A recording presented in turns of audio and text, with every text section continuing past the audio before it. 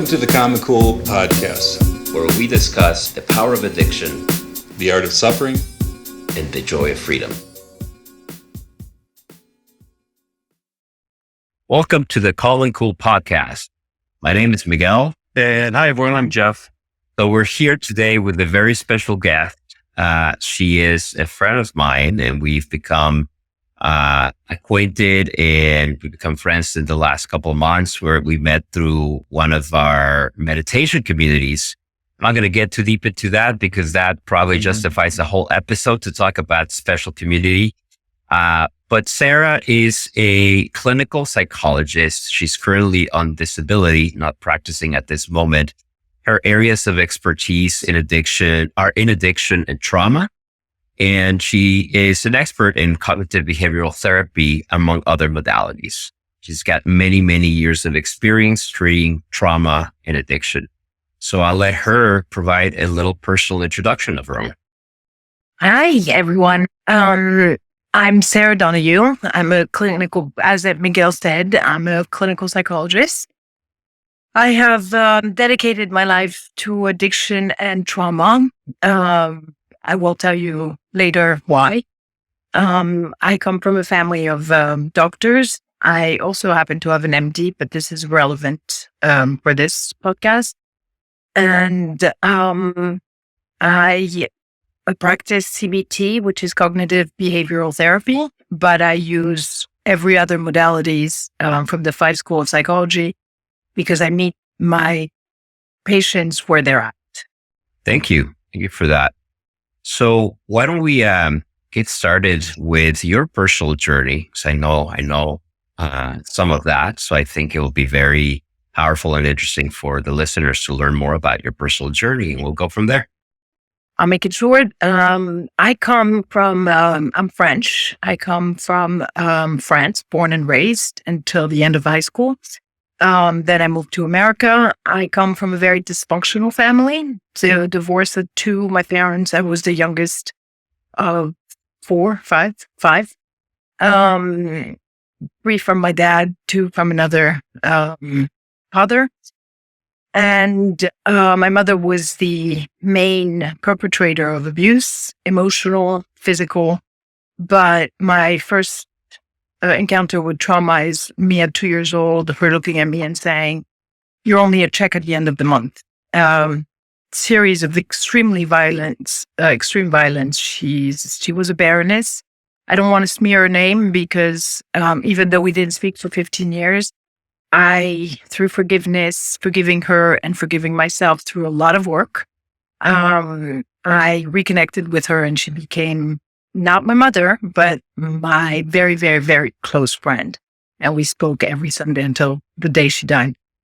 So I basically suffered also sexual abuse at the age of 13, very violent, very, very traumatic. My reaction to all of this is basically I became feral. I went inside and became a bulldozer. So I figured out the best way out of the position I was in was excel. So I was gifted with eidetic memory and obviously photographic because eidetic is both. So that was not a big challenge. I graduated high school in the summer where I was 13. And in France, for the baccalaureate, when you get that, you get to go to school in America as a sophomore, not a freshman.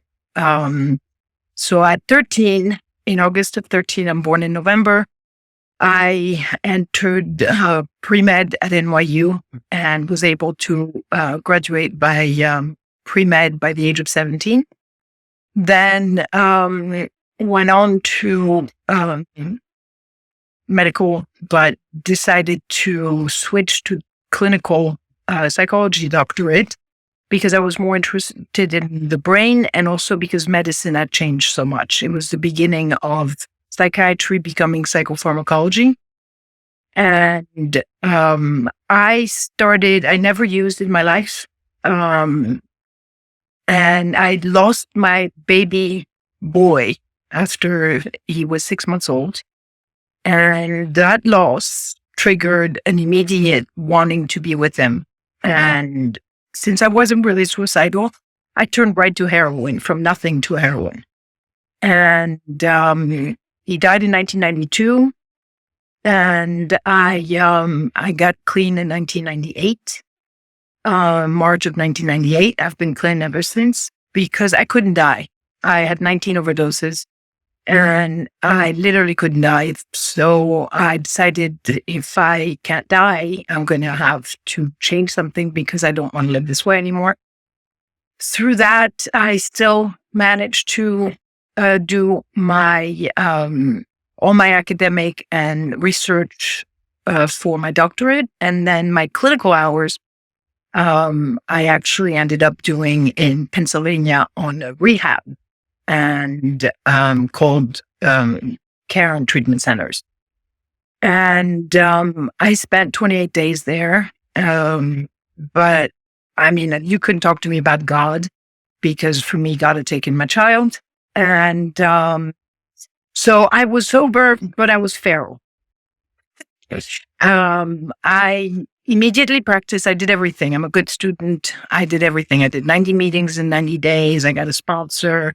I went to meetings every day. As I became a doctor, I immediately was working for Karen as a clinical director and the VP of the executive VP of the regional office in New York. Until 2008. And I opened my private practice in 2008 and was recruited also by Bellevue Hospital in New York, which is a mental health, well, it's a psychiatric hospital, but it's also a city hospital. And I was recruited and put immediately on the criminally insane floor. My practice was specific with my practice, now that it's been put on hold since my disability, it was called Farsi Creative Solutions, and it targeted specifically chronic relapsers, people that had gone through rehab 8 times, 12 times. And I developed a program, a 1-year program, when I completely intruded there, not intruded, but got into their life completely, immersed myself in their lives anonymously to the rest of their staff and world, and basically applied systematic cleaning of the toxic people around and the potential triggers. I did force rehab when necessary. I did force AA. It was a part of my contract, mandatory. People signed up for a year, they paid for a year, and after the 9th month, I started weaning myself off of them, not to create a new dependence. Letting them know that they could still call me if a crisis went on, but I didn't want to be on every day. So can imagine the amount of hours between practice and clinical. Plus 2 little children that had just been orphaned by their father, who died at 43 of a fatal heart attack, drug-induced fatal heart attack. And so I had done 12 years of my own trauma work. I went to places like Onsite, in Cumberland Furnace in Tennessee, Sharon Weichscheider Cruises program. I went there 3 times. I went to the Meadows under Patrick Carnes. I had my own clinical supervisor and really, really delved into my trauma. Clearly, my addiction stems directly from trauma.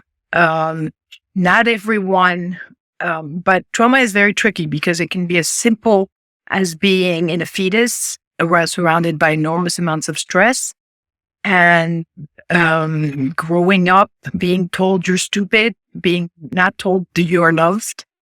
Trauma is very insidious, but I have not ever worked with somebody in addiction that came without a level of trauma. There are levels in everything. There's a spectrum in everything. Plus also poor diagnoses, and a lot of medical mistakes. especially from psychiatrists that are now psychopharmacologists, which was my thesis was named The Pathology of Psychiatry. From then I got clean on the first go, but that is because I had not only the knowledge and I was a bulldozer, I was going to succeed. It's about that my whole life is the theme of getting what you aim for. And it was also by knowing that I couldn't die. So this was my only way out of this life of survival. And I wanted to live, not survive.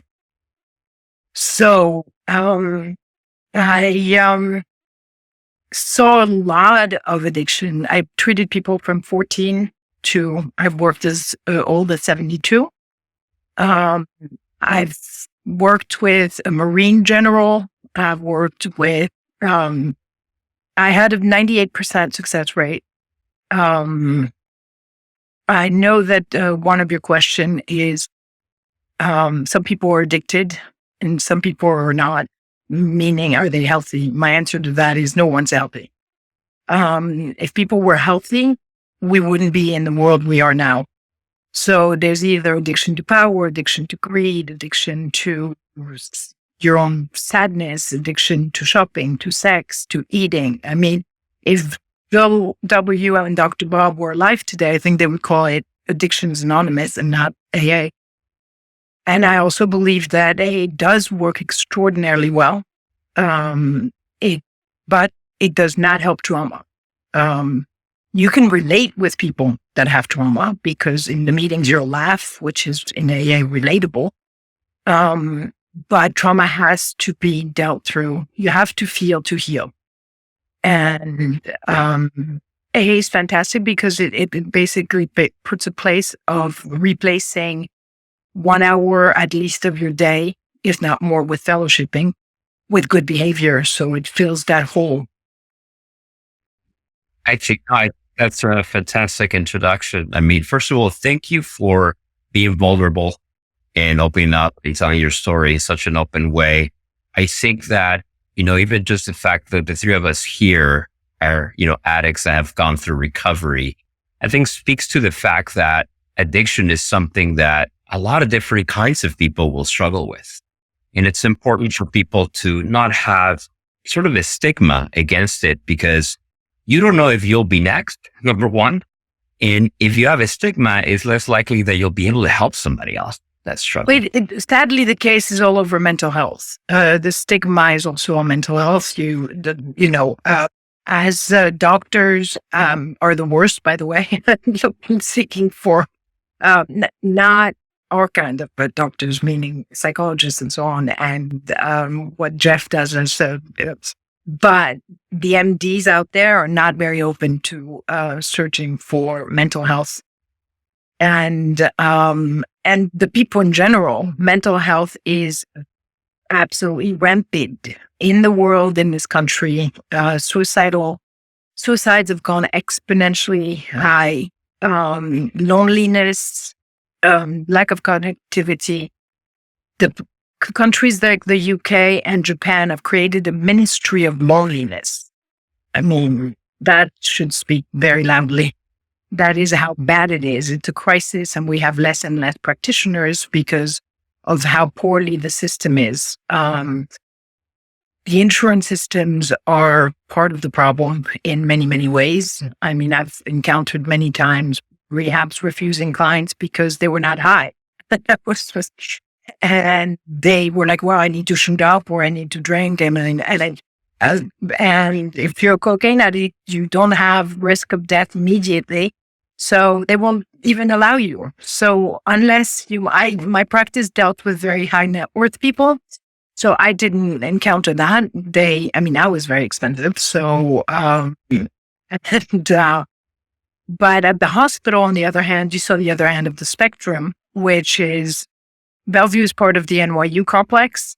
So NYU has multiple emergency rooms. So now because of the defensive medicine and the lawyers, every time a patient comes, either gunshot wounds after he's been triaged and stabilized, panic at anything, they ask for psych consults. So I've seen from the, homeless people, which by the way, they have a tendency to put on stretchers and dump.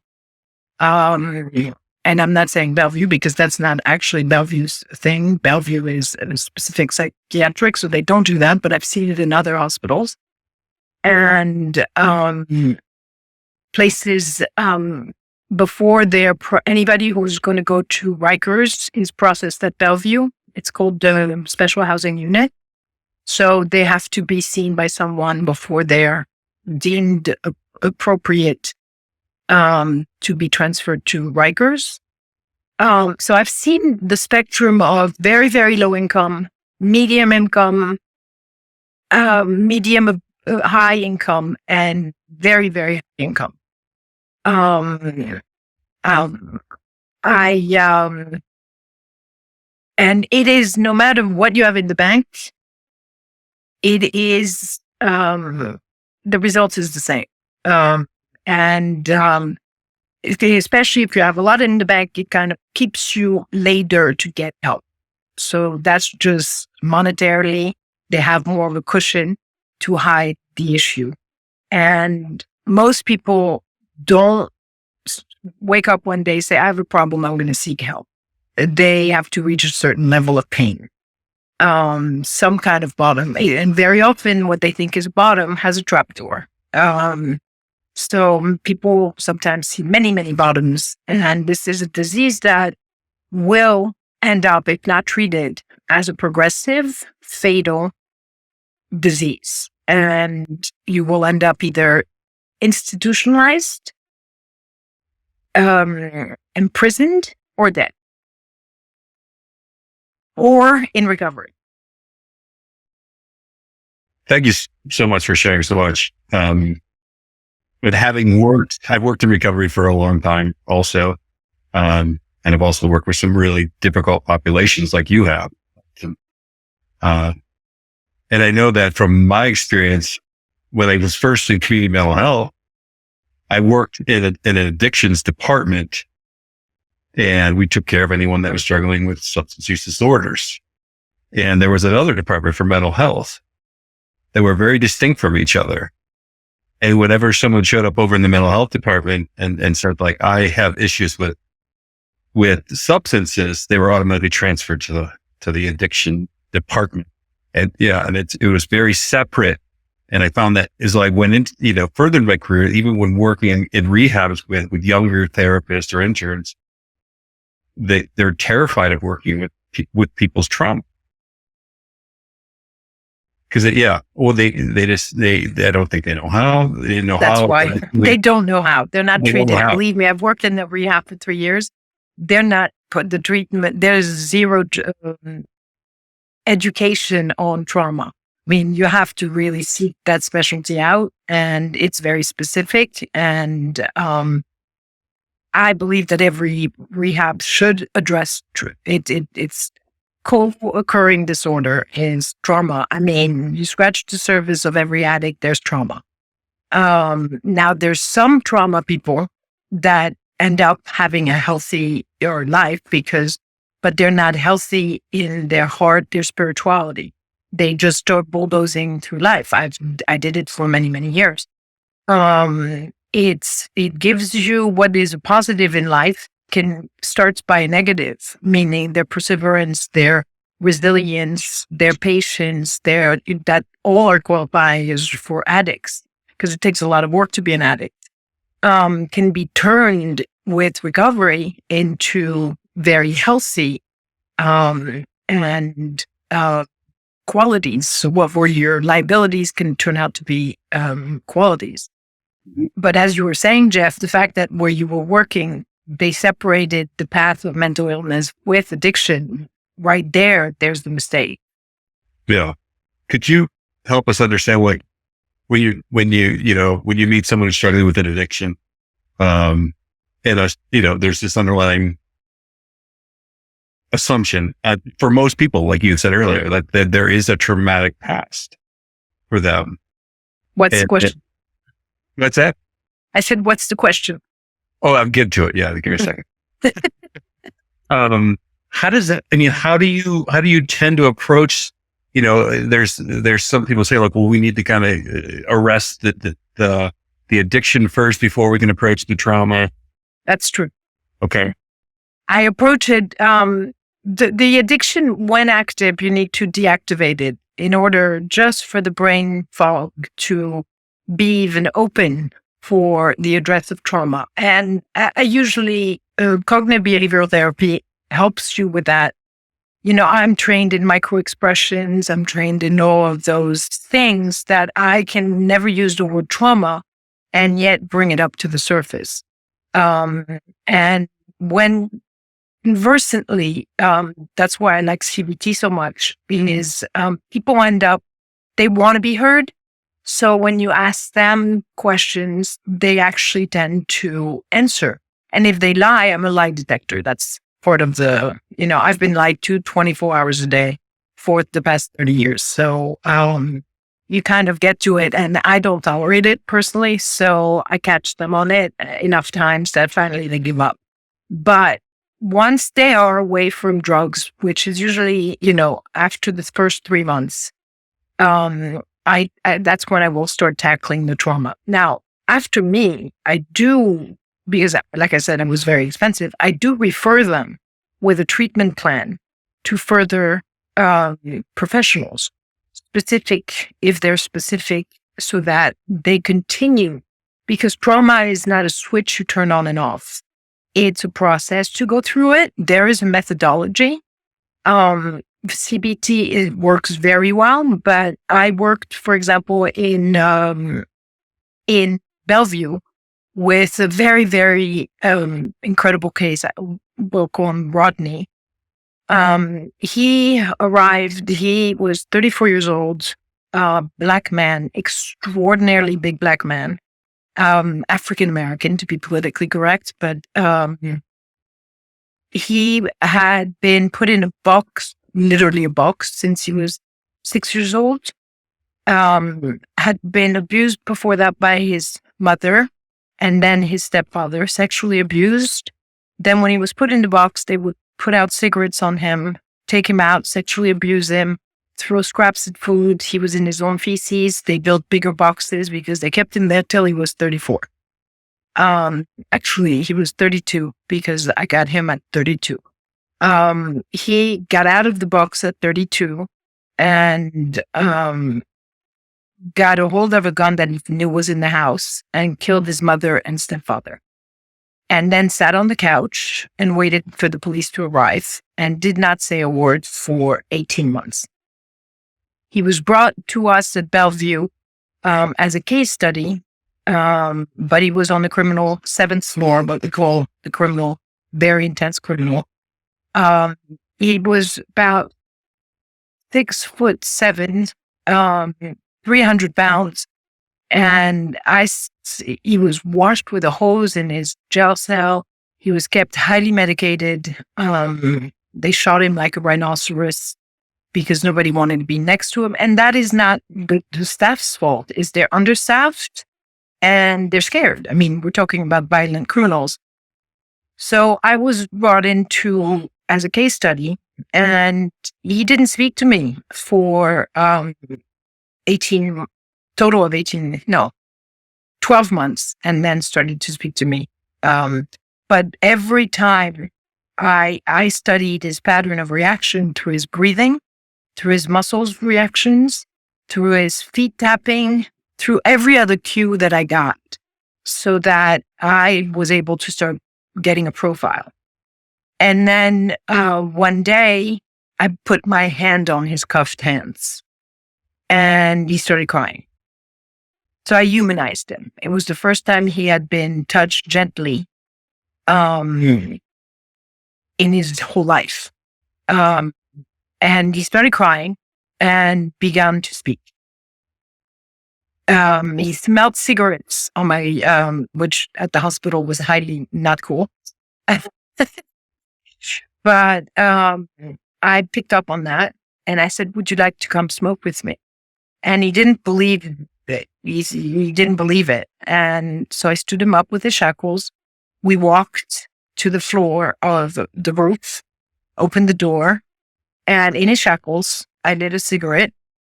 Put it to his mouth, and he started crying again. And I smoked with him, and then he told me everything, how he taught himself how to speak through the television, how he, and I said, but you killed them. You were a victim. Why did they? He said, the cops were so kind. They couldn't believe what they had done to me. And that's why I'm here with you and not in jail. I said, because they consider you criminally insane. And he said, because I was in a box for so long, that's the assumption. And I said, well, I'm not making any promises. You know full well you're going to be kept for life. But let's get you out of here.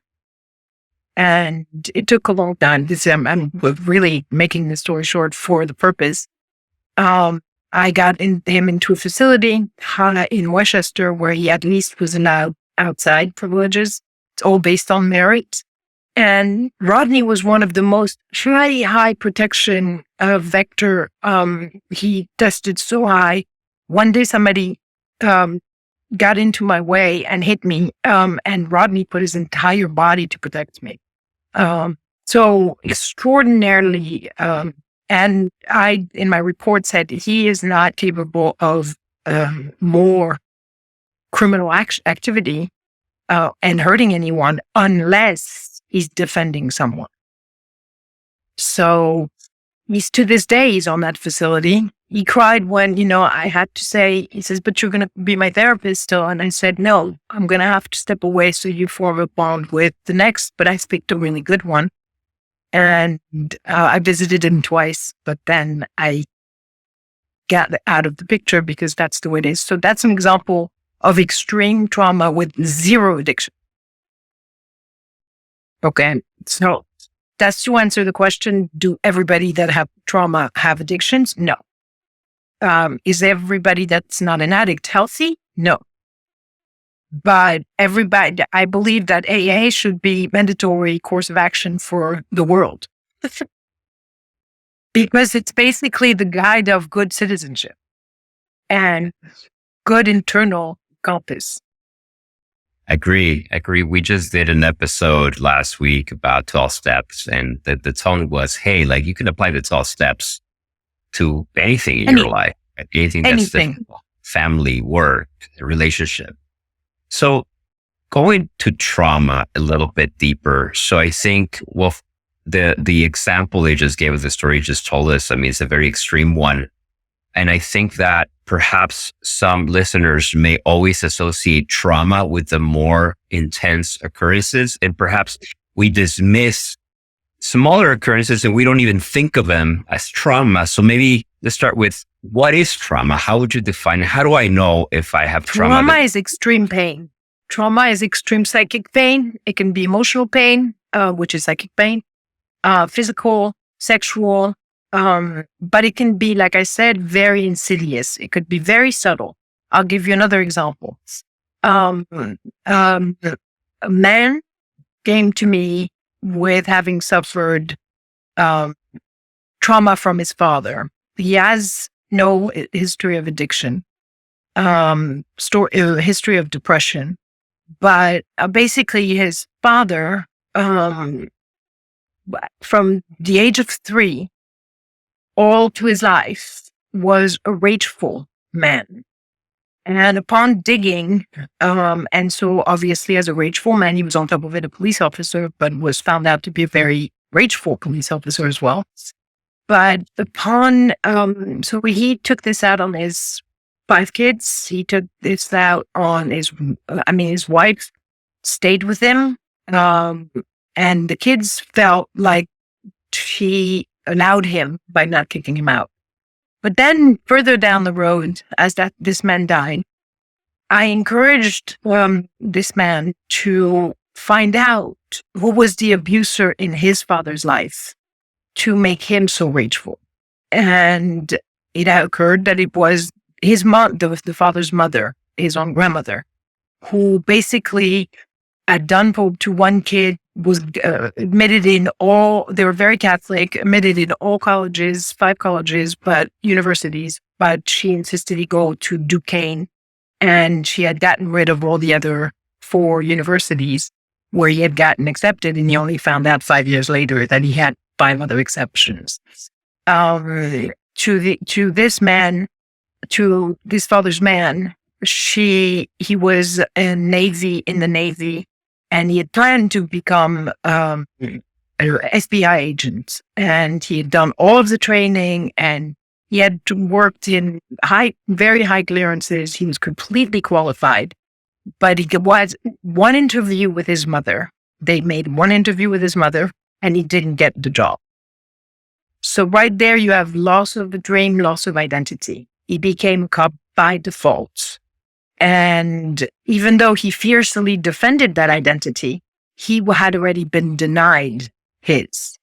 So the cycle of trauma with the abuse and his dream quelch and having to become a cop by default, the rage just kept building up and never getting any help. He took it out on his kids. And it's now the travel of the boys to end the cycle, because that's the problem with trauma. It's perpetuated. And that was my very French accent that came out. And it's, if you don't put an end to it, you will abusers abuse, sexual predators sexually abuse. And even though their whole brain says, I want to be nothing like my dad or mom, they end up by trauma is in the body, it's in the fascia, it's in the muscles, it's in we keep it held in organs. You have to do a lot of work to get rid of it. But it can be as simple as you're stupid and not being told you're loved. Gabor Mate, who is my dear friend and mentor, is very, very, very, very well spoken on trauma. And I mean, he has this beautiful story where he says he's born in 1944 in Budapest. And whilst he was an infant, obviously the war was, and the mother had been pregnant throughout the entire process. So she called the pediatrician and said, Gabor is crying. He cannot stop crying. Can you stop by? And the pediatrician said, of course I will stop by, but I want you to know that all my Jewish babies are crying. So that's a very important thing, because they pick up on the fear of the mother. And the brain of a baby is not, that's why we're the only mammal that needs someone to take care of us, because we're completely powerless without help. The brain of the baby automatically synthesized it to, what did I do wrong? It's my fault.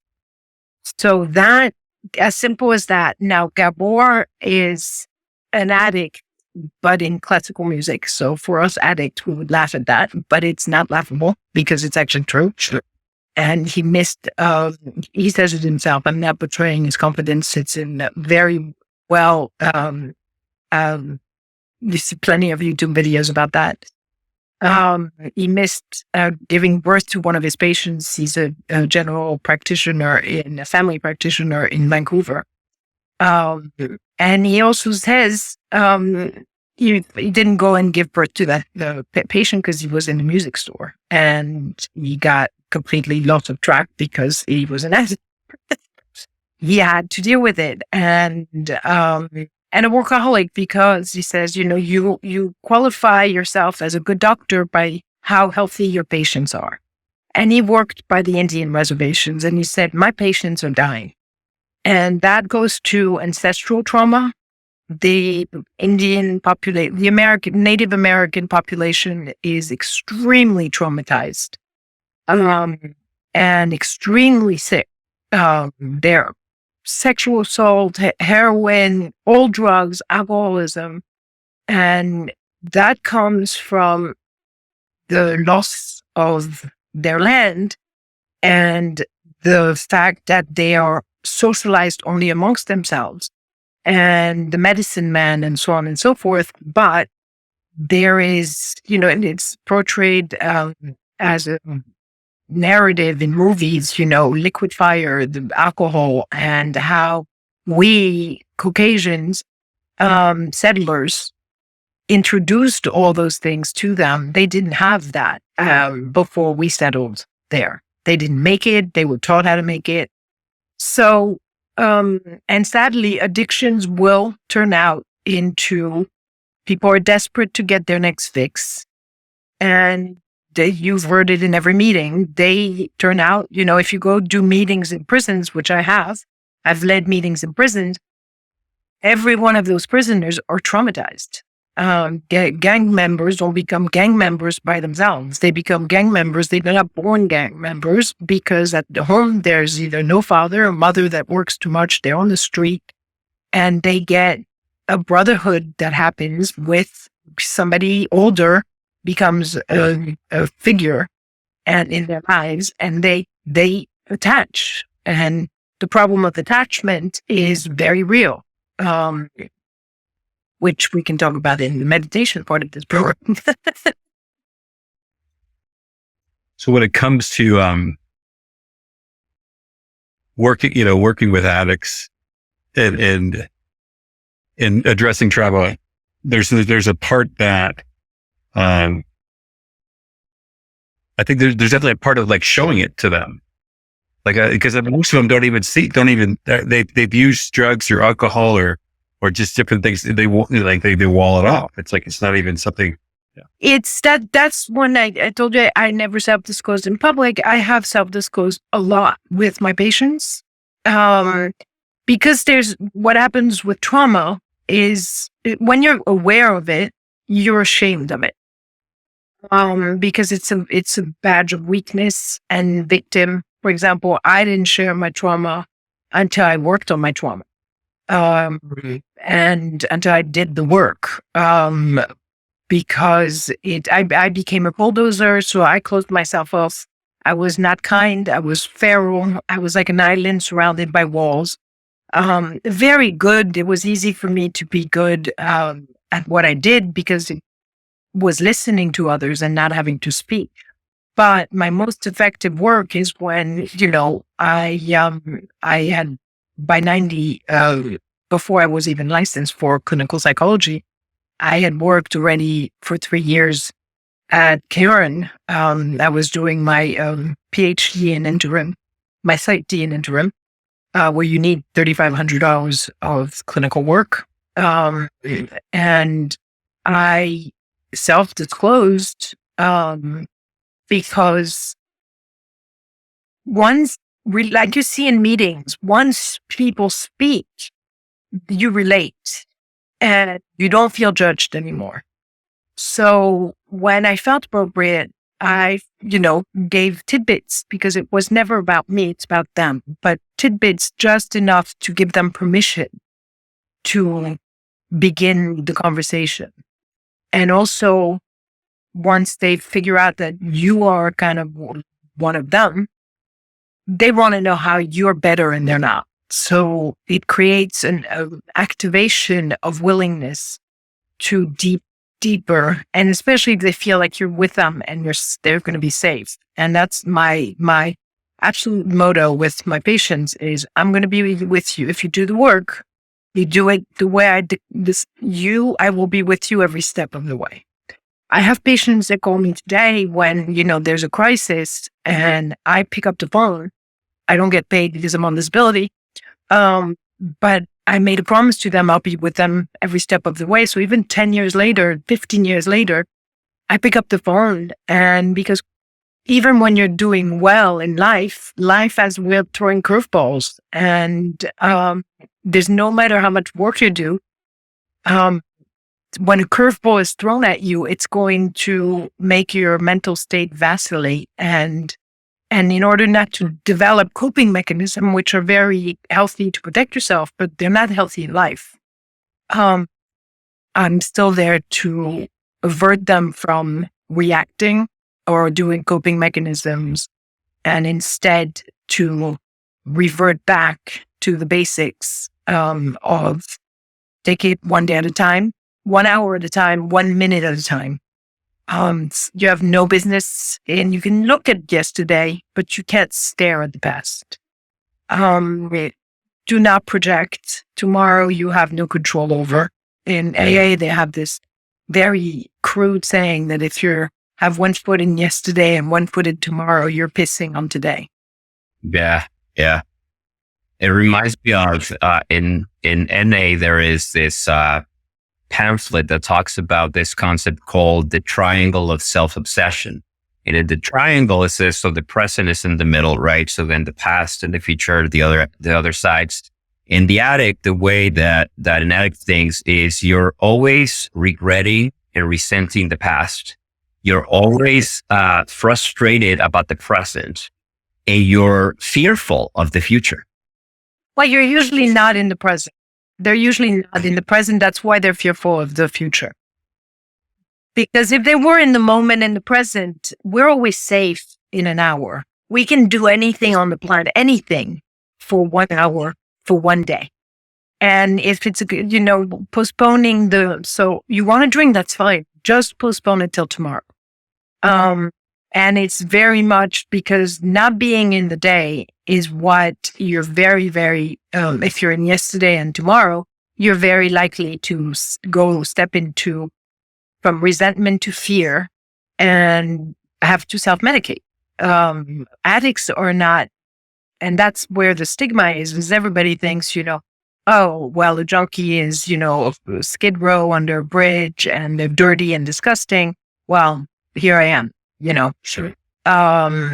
The stigma is false. And there's not, I have, the ones that do criminal acts, they're looking for their next fix. They, and fundamentally, if they had an opportunity to get clean, they would not do these actions.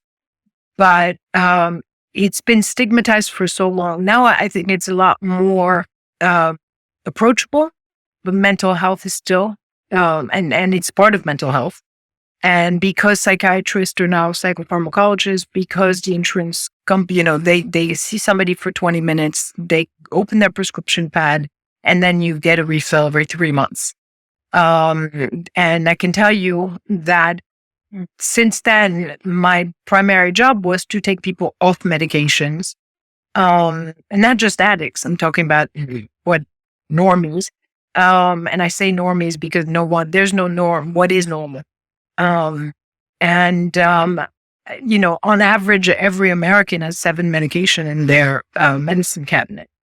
Blood pressure, diabetes, statins for cholesterol, cardiovascular problems, sleeping issues, eating. I mean, there's the joke about, everybody being on that losing weight medication. I forget the name now. That's how much I have contempt for it. And so medicine in general has been broken since managed care came in. And so now it used to be a whole body, an approach about the whole body. Doctors were trained to train medicine as a whole body. If you were a surgeon, you were a general surgeon. If you were a doctor, you were a general doctor. And it wasn't ultra specialized. And so you actually got to give good diagnoses because you looked at the body as a whole. That's slowly died with managed care that basically declared how the patient should be treated. And so doctors now, you see a hand doctor, shoulder doctor, knee doctor, a hip doctor. You see a doctor for your lungs. You see a doctor for your gastro tract. You see a doctor for your feet, and they only look at that, and the doctors themselves don't speak to each other. So no one, somebody can be suffering from depression and having all of these physical conditions going on, or somebody could be having an accident and having suffered from addiction and being given pain pills completely willy-nilly because pain management has been installed and doctors cannot do the pain management. They have to send you to a pain management place. So it's so piecemeal that you don't ever see now a patient, it's horrible for the patients because they have to navigate this. I have to go there, I have to go here. And that's the lucky ones with insurance. We're not even talking with the unlucky ones without insurance or with Medicaid, for example, who will not be able to access the specialist. They use the ER as their primary doctor. And there's no education absolutely going anywhere anymore. I mean, I see my son's curriculum as a high school junior, and it's terrifying. I mean, it's terrifying. I had to force him to read the classics and give me summaries so that he has a shot of learning something. How do you determine when medications are needed or not? Let's start with addiction. When using like something like the Vivitrol or the Suboxone or and abuse. Okay, well, and abuse I believe in very much.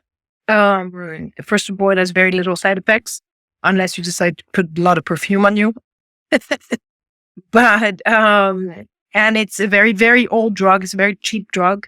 So and for chronic alcoholics, I think now I don't believe to use it for life because that's a crutch. And I don't believe in crutches. Naltrexone, Suboxone, all of the replacement to narcotics are harder to get also than the opiate itself. So it should be used for a very short period of time and at a very specific dosage. Now, I see people coming out with 62 milligrams of Suboxone, going to 34. I mean, those, you can go down easy from Suboxone, but when you hit 4 milligrams, it's the hardest part to get from 4 to 0. I mean, I shaved pills and put them under their tongue, because it's a harder compound that puts itself in the brain, and it's after 4 milligrams, it kicks up. And you have trouble sleeping, you have migraines, you have all of the lovely withdrawal effects. Now you can go from 62 to 8 within a week without any feeling. So my feeling about that is it can be good for certain population. And that means people that don't have access to people like you and me, that they can take that medication, but it should be taught by doctors that prescribe that, which they don't, that weaning them off, the treatment plan should be 3 months. And weaning them off, first of all, should never be started at 64 milligram. It's not at all useful. That would equivalent 60 bags of heroin. Okay. And it's synthetics. And we're seeing that now with fentanyl, the horrible problem that fentanyl is creating. So it's important to educate. Now, methadone, for example, people that are on, that's called management. Methadone is extraordinarily hard to get off of. It ruins your teeth. It ruins your internal organs. Our liver is the best organ to cleanse itself. But when you're on drug substitution management, you never give your organs the opportunity to cleanse themselves. And we have multiple studies showing that an alcoholic can get his liver back by being clean for a year, can get his liver back. Obviously not if it's cirrhotic, which is cirrhosis. That is, you can't turn it. But if it's just fatty liver or enlarged liver, if you stop drinking and for a full year, you can get your liver back to normal. And it's the same for, cocaine. There's other drugs that do different damages elsewhere. Cocaine is very aging, but it doesn't it's more of a psychological addiction. And on the body, it does wreckage, but there's no withdrawal symptoms really. That's psychological, because physically they won't go into a physical withdrawal. They'll go into a psychological one, which will tell them that their body needs it, but that's the psychological lie. Obviously, methamphetamine is extraordinarily dangerous. Back then, it was crack. Crack got changed by open. Crack was the crisis of the 80s and 90s. Fentanyl is the crisis of the 21st century. All of them are crisis. Anything used in excess, anything used, we all know the definition of insanity. Anything used, any behavior repeated despite adverse consequences is insane. And by insane, I do not mean the clinical word insane. You're not crazy. It is just if you keep doing what you're doing, you're going to keep getting what you get. So going back again to trauma, there's one thing that I want to sort of unpack a little bit, which is, so clearly, the way you've described it, trauma comes in all flavors, right? It can be super intense, like that gentleman who was put in the box and had, cigarette burns and whatnot. It could also be like, hey, you were neglected by your parents, when you were little. Not even necessarily neglected. They can feed you and bathe you and put clothes on you. But if they don't say, I love you, if they say you're stupid, get out of my sight. When you're 0 to 5, that will define your self-worth and self-esteem. Right. So it comes in all these different flavors. And I think a lot of human beings have some sort of trauma to some extent and to another. What do you think is... But it could also be as simple, I'm sorry to interrupt you, but it can be as subtle as a C-section versus a vaginal birth. And because there is a reality for the importance of natural birth. It's a release, the primal scream. It's the deployment of the lungs through the canal and the attachment from the mother to the baby. Now it is prevalent. 85% of births are scheduled C-sections, where there's more risk of infection, and the act of getting the baby out of the womb through injury is traumatic to the mother and the child. So that's how, I don't call it flavors of trauma. I call it insidious, and there's a spectrum. Like Jeff knows very well, pretty much everything is on the spectrum. Right. So with that spectrum of trauma, you assume that logically everybody carries some level of trauma. I assume nothing. I don't assume, because assuming is just never, yes, but I do agree with you. I believe that after a certain generation, and I think that, the great generation, if you look back between how they were brought and how the society basically, I've encountered most people not knowing how to recognize a feeling. For example, the feeling of anger, it's societally accepted for men especially to be angry, because anger is a stand-on feeling. It's either hurt or fear. But society said to men that it was okay to be angry, but it was not okay to be hurt and sad, because they would be considered nillies. And I used a very nice name.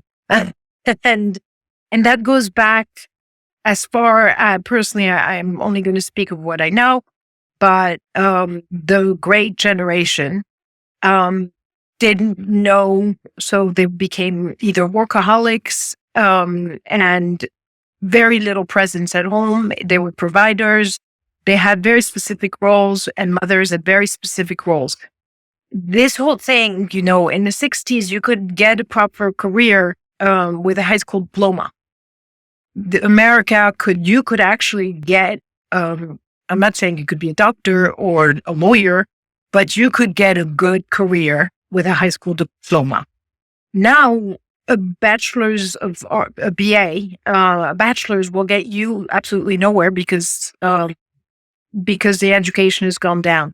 So I believe that my answer on that is that it's generational, and it comes from families bringing it downwards, and it has to be it has to be arrested.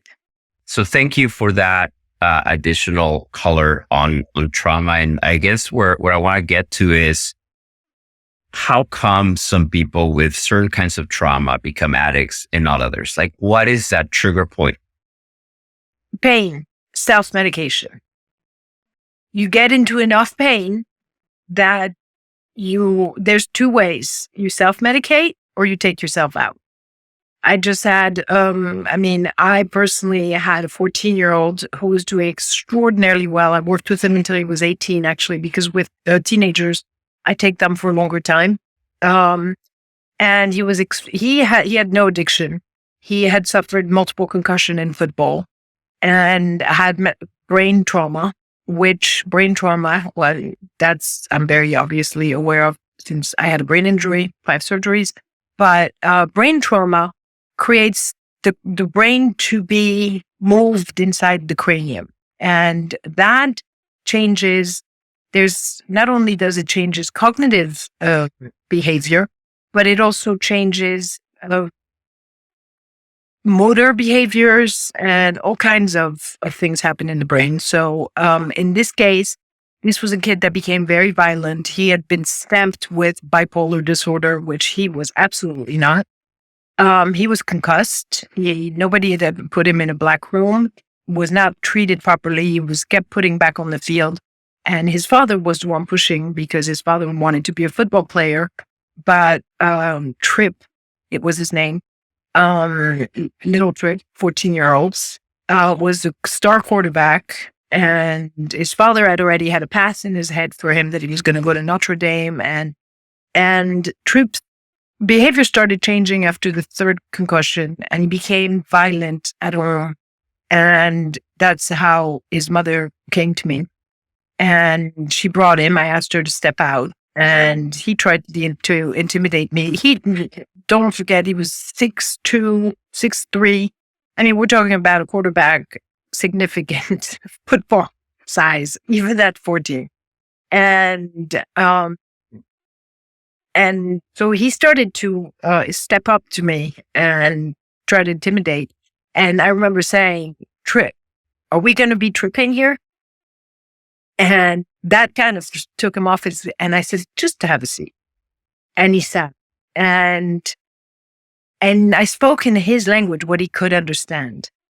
And when things started making sense is when he started telling me that he didn't want to play football, never wanted to play football, that he was forced into it, that he was hoping his concussions were going to get him off the field, that he never wanted to go to Notre Dame, he wants to go to NYU. And his father hated me because obviously I was going against his plan, but his mother was an advocate. So all the way to his 18th birthday, I moved him into NYU with his parents at his dorm room. And I left obviously after that. And I went to actually France for a vacation for 2 weeks. And as I was in France, I got a phone call that he had committed suicide, and that he left a note only for me. And the note was, "I am so sorry foremost for disappointing you, because you were my advocate the whole way. My father lied to us both. He took me out of NYU and drove me to Notre Dame, where he had done the process of admission without my knowledge and your knowledge and my mother's knowledge.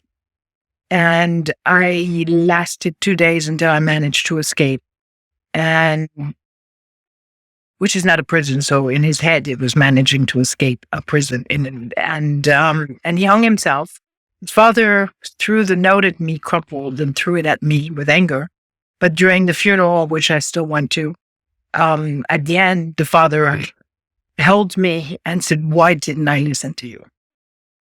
So to get back to your question, which trauma, it is so insidious. This is brain concussion. People barely started speaking about concussions around football and other sports, but this is in the past 10 years.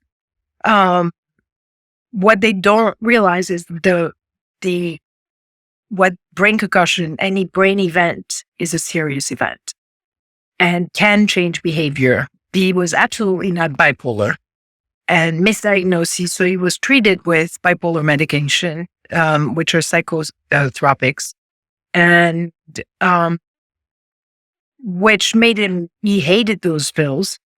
So of course he stopped taking them, and I'm glad he did. Because he was not bipolar, number one, and even bipolar disorder should not be treated with simply psychotropic. It needs to be treated with talk therapy, and again, trauma. We're a country where we put labels on everything, and we attach a pill to it, and then so people's behavior in our minds is, oh, I have ADD. Oh, it's not my fault. It's just a disease. Oh, I have depression. So they no longer, they think they depend on the pill. They no longer think they have a job to do. They're labeled. And therefore their programming is to believe that the pills are going to work. But if you don't do work, the pills are not miracles. If you don't do work yourself outside of that. It's like the easy route for the physician. Exactly. For the it's not the physician's fault. It's how the system works now. And I mean, the new physicians, I'm not so sure because their education is left to be desired. But the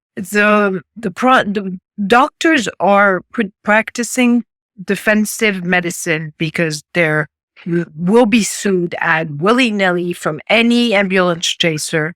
I was sued twice. It was thrown out of court. Thrown out of court, so it had no impact on me. But idiotic, and I mean, a lawyer asking me medical questions is laughable because he has not gone to the training I have.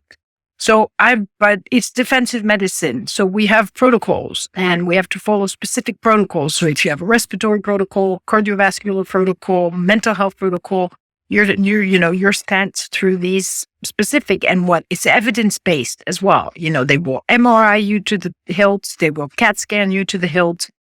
Not to say that medicine doesn't need MRIs and CAT scan. They just don't need them in certain circumstances. For example, in the ER, you can't breathe. First thing you do is an X-ray, which costs $30. But what they'll do instead is, without picking up on, is there fever? Because you can just diagnose pneumonia from an X-ray. And instead, and an obstruction can be diagnosed with a stethoscope and wood tongue depressor and a light. But doctors now can't touch their patients. We used to have doctor palpate us. Neurologists use needles on us or little, vibration tools. Doctors don't do that, except if you find old school doctors or really well-trained doctors. A lot of European doctors do it because it's still very good education, and they're not as litigious. There's not as much litigious behavior. And again, health insurance. They won't, health insurance, I would say, is the number one. I'm not even allowed to have insurance, for example. Private insurance have refused me after my first brain surgery. I'm on Medicare because I'm on disability, but I tried to get private insurance on top of it, and I'm refused systematically by everyone because they decide it's a pre-existing condition. So, So it's sick, and the system is sick. So the doctors are put into, psychiatrists didn't become psychopharmacologists because they wanted to. They were directed to, because seeing a psychiatrist long-term, the insurance didn't want to pay for it. They only allowed a certain amount of sessions. That is fascinating. I mean, it's sad and fascinating at the same time. It's eye-opening, I would say, and absolutely, heartbreaking. Yeah. It's, I think it creates also a large population of over-medicated people. I think it's very hard. It's heartbreaking to see how many young kids get prescribed Adderall. Well, they get prescribed Adderall at the age of 4. Right, which is crazy to me. Well, which is going to create two things: lack of sleep and lack of appetite. So then they're given something for sleep, and so the natural behaviors of the body get. I'm not saying ADD and ADHD don't exist. I think it shouldn't be prescribed before the brain is fully developed. So never before the at least age of 14. And it's not fully developed yet. Our brain is fully done at 25. Yeah. And you have people sort of like talking about things like ADHD in different ways, like Gabor Matek, who you mentioned before. The way he talks about ADHD is like, it tends to be more of a trauma response. Well, it's very interesting. Bill Gates talked about his ADD and how he never took a medication for it, and how he, used other self-care ways to address it. ADD is usually stemmed on a learning disability when it's young people that has not been diagnosed, and a disconnect between the visual brain, which is the ocular, and the attachments of the 5 attachments to the memory brain. So what happens is they have trouble recalling information. And it's not just that they're hyper, it's that's another diagnosis. But ADD their attention is very difficult for them to retain information. So they get frustrated and they tend to distract the classroom by their frustration. They can't retain the information. So they don't read, don't understand it, whatever. And then, they usually are amusing characters that, will distract the class. And then the teacher will call the parents. The parents will be asked to put the kid on Adderall. With the hyperactivity, obviously, that is seen more with kids that are 4 years old. That sadly, ADHD is seen more with kids that are younger. ADD is seen more with older.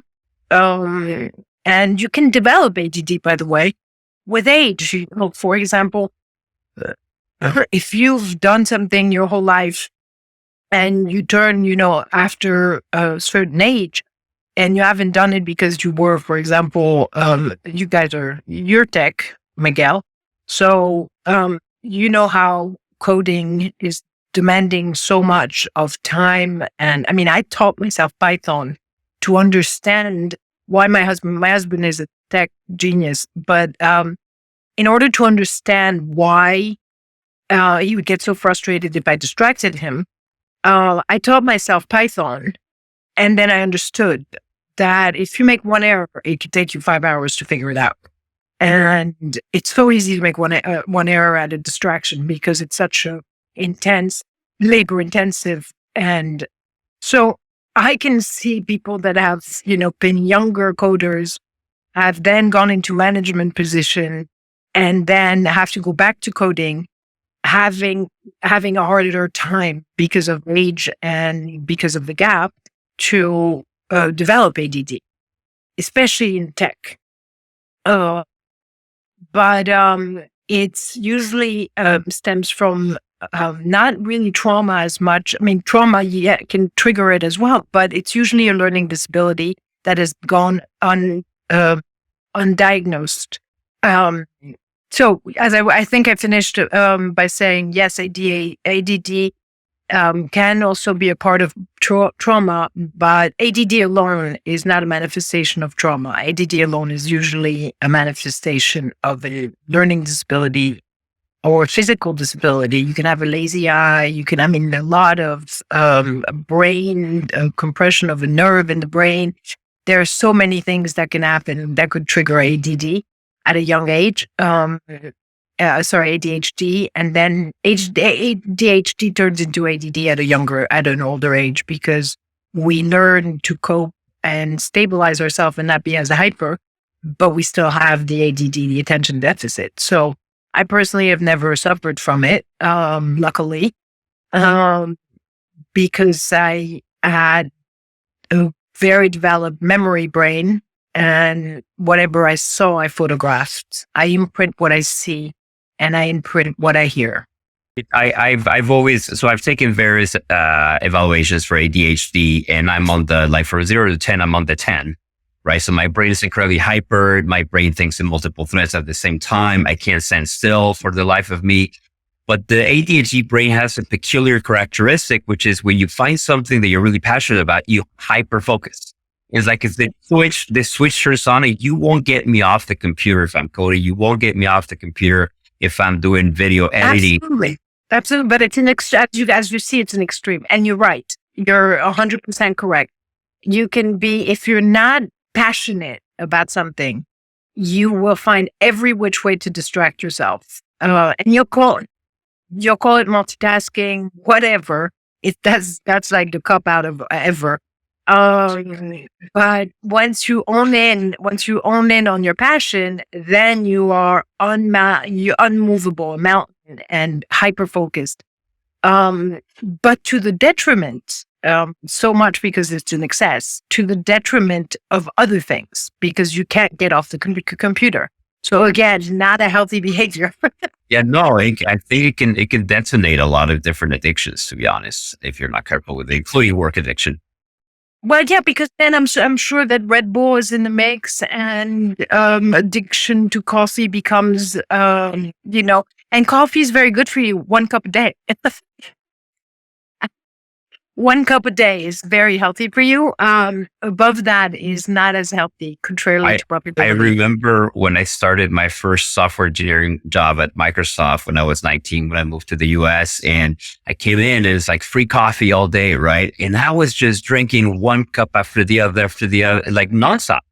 And I should have known better that was a sign that I was an addict. Yeah, I'm sure coulda, woulda are words that I don't use. Shoulda, coulda, woulda. There's no future in the past. I think what's important to kind of point out is the idea like that change takes time, and wanting or being taught that quick fix, immediate gratification, medications, anything's going to like happen really quickly. Like you had mentioned, you spent 12 years processing your trauma. That's, people are like, oh, it's going to, if you were to tell them right from the beginning, oh, it's going to take about 12 years to unpack. Well, in my case, I was processing enormous amounts of trauma. So unless you have, that amount, it's all comparative to the amount of trauma that you have to deal with.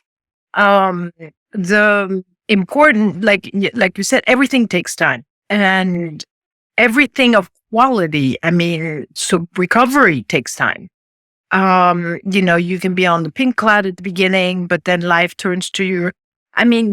Getting into 5, 10, 15, 20, 25 years. I'm in my 26th year now. I'll be in, March 2024 will be my 26th year, of recovery. Now it's not even an event. It's not even in my radar. I don't, and on top of it, I don't like being around people whose behavior changes. So I remove myself I'm not somebody that goes to bars. My husband and I are not somebody that go to clubs or anything, especially after 5 brain surgeries. But even if we do, it was to socialize with friends. It was never drinking, or it was for dancing mostly. But it's, I will say that recovery is one of the, I have an MD, a Psych D, 30 years of experience, worked with but I think the most valuable work I have done is my recovery. That's amazing. And at least the one I'm pretty proud of my career, and don't get me wrong. But I'm very, very proud of being one of the people that, 25 years is a thing now. It's one day, we all have one day. Years mean nothing. We all have one day. So I know that part of your journey, especially in recent times, has been meditation, and that's been super helpful for you. What can you tell the listener about how meditation can help with addiction, trauma, and other mental health conditions? Absolutely. So I can say a lot about that. And most importantly, the truth. I could not meditate. It was agony to meditate for 3 minutes throughout my life, even through the meditation of the steps. And my sponsor literally had to say, throw your keys below your bed. And once you have to get down and once you're there, pray. And then she said, you can say fuck when you pray, which gave me permission, to feel more comfortable because I have a Catholic background, but I was really angry with God. So my real meditation journey is actually very, very recent. And I was, as I said, I had 5 brain surgery. The last one was last December. Then I had chronic 2 bleeding ulcers, very serious bleeding ulcers.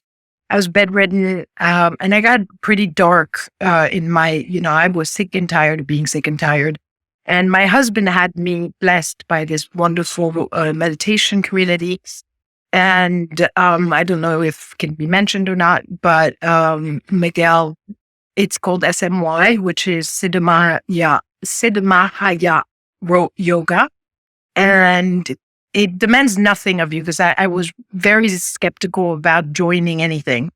And cults and things, this is not my thing. But no, it demanded nothing except receiving a blessing from Swamiji, a wonderful Indian man who was a master, and blessing of 100% wool, which is it's called the sana. And I have another one where I sit on it. So they're both blessed. And so I accepted the blessing, but I didn't join in right away. And then I looked at my husband and I wanted what he had. The same way we say in Get a Sponsor. I looked at him and I said, I want what you have. And I got out of bed. So that was about 3, I'm looking at my husband to put the timeline. 3, I got the blessing on September 21st. And I got out of bed probably the following month, by October. So as you see, very recent. But I went right on. Like everything I do is I attended their Zoom sharing, which is very much like the AA sharing thing, except it's on Zoom, like a Zoom meeting. But at the end, I started sitting on my asana at night. And the concept is just sit in silence and enjoy. And my first one was 3 minutes, again, not pleasant. But very shortly after that, it was 8 minutes, 13 minutes. And then I passed the threshold of the 42 minutes, which is when your brain actually does not do a to-do list anymore. But for me, my experience has been even more transformative because I can sit and go into meditation right away. And I've had extraordinarily revelatory experiences through meditation. Self-healing one. But the modalities with that also are body talk, color therapies. I mean, there's a whole ways of meditating. There's chanting, there's listening to music specifically in that purpose, meditative purpose. There is a way of life that, you can choose. They don't dictate anything in FMY. It's pretty much just be present and hold space for others and just enjoy. I mean, literally their slogan is just enjoy. And it's based on Shakti, the mother, the blessing of the mother's love. And that's it. And that has been for me transformative. And I would have the world blessed. Like I said earlier, I would have the whole world blessed because we are on fire. This world is on fire. Yeah, no, thank you for sharing that. For me, meditation has been the most transformative thing that I've ever done in my life. And now that I've been doing it for a year, I can see that I am a different human being than when I started. In all the best ways possible. I feel like my automatic conditioned programs are slowly disseminating, right? Which is fascinating to see that happen. You think that that's never going to go away. But like my triggers are kind of like, they're not going away completely, but they're turning off a little bit. The volume's going down. I guess maybe The that's volume's going down. I'd like to use that term. yeah, the volume's going down, and also the volume of my ego, right? Like that voice that is always in your head talking, even the voice that's narrating to you what you're literally seeing, right? You watch something and there's this voice, oh, look at that tree. It's a very, so that voice is always there. And for the first time ever, I'm able to turn down the volume of that voice and just be present. And there's magic when you're in the present moment, I believe.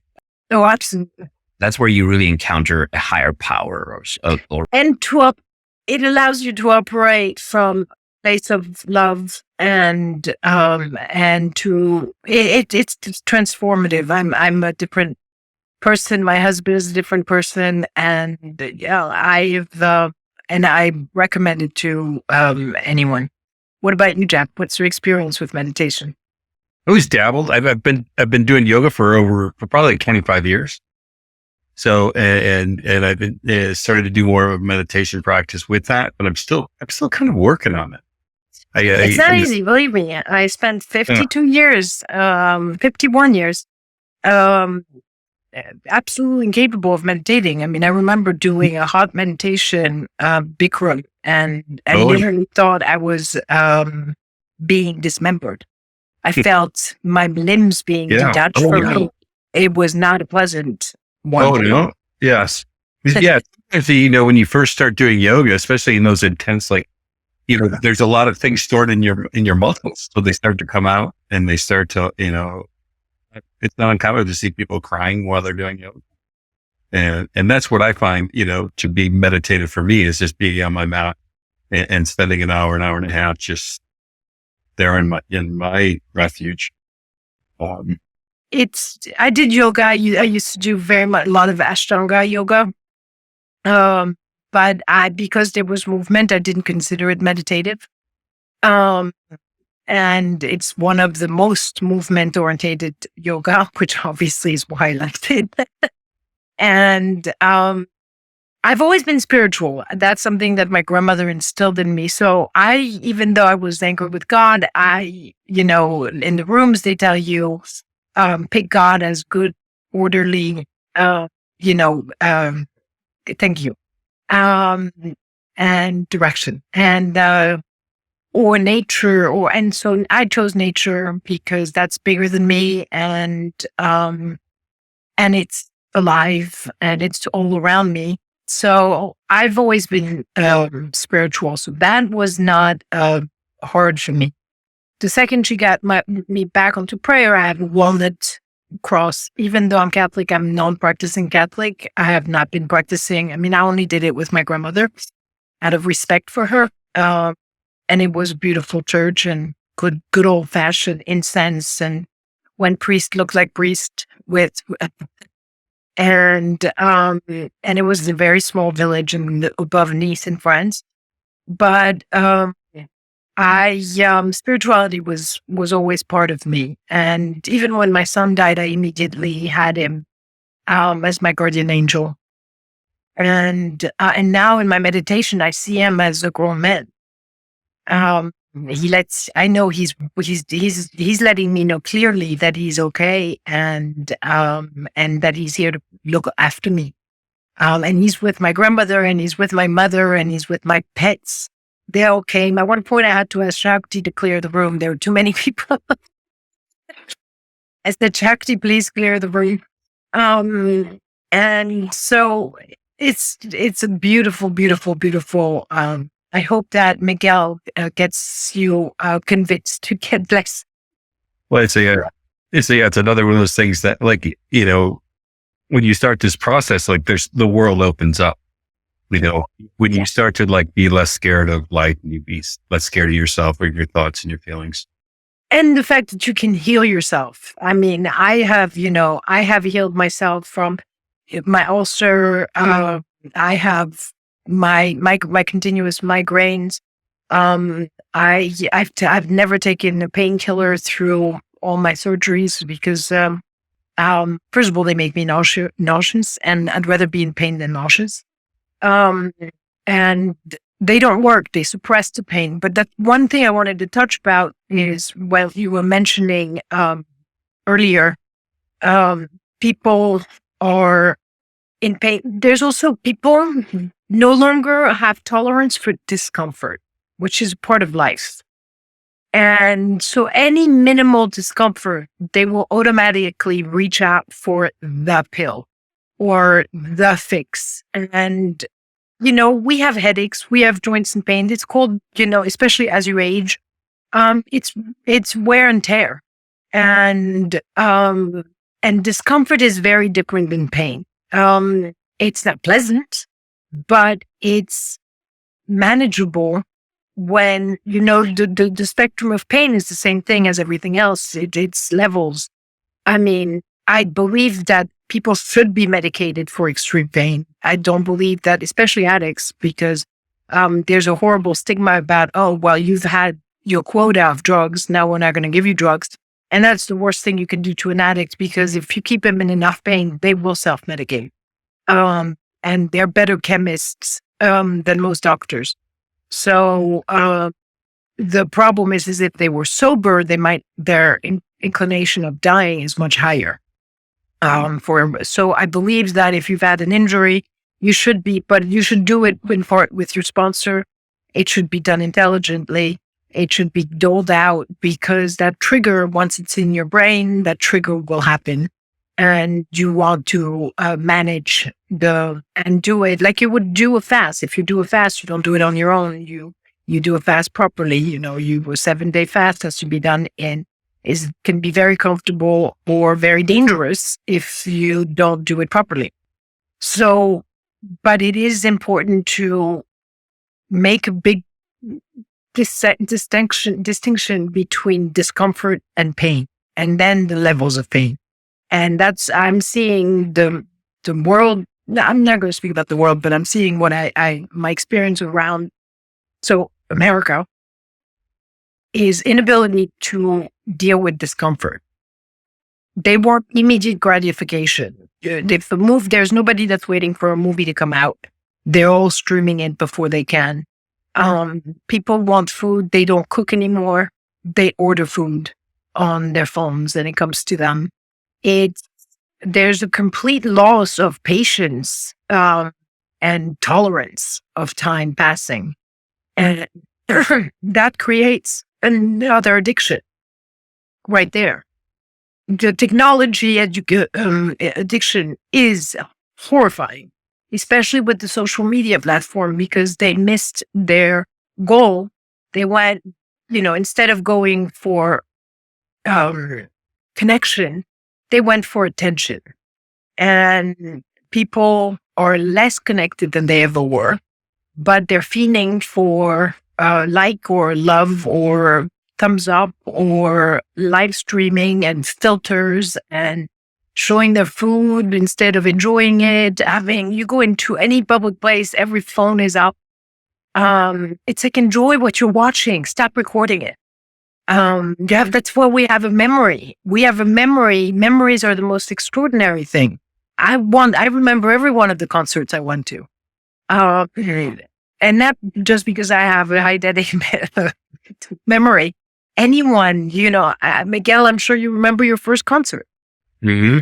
I do. Do you, Jeff? And we didn't have a phone to prove it. Right.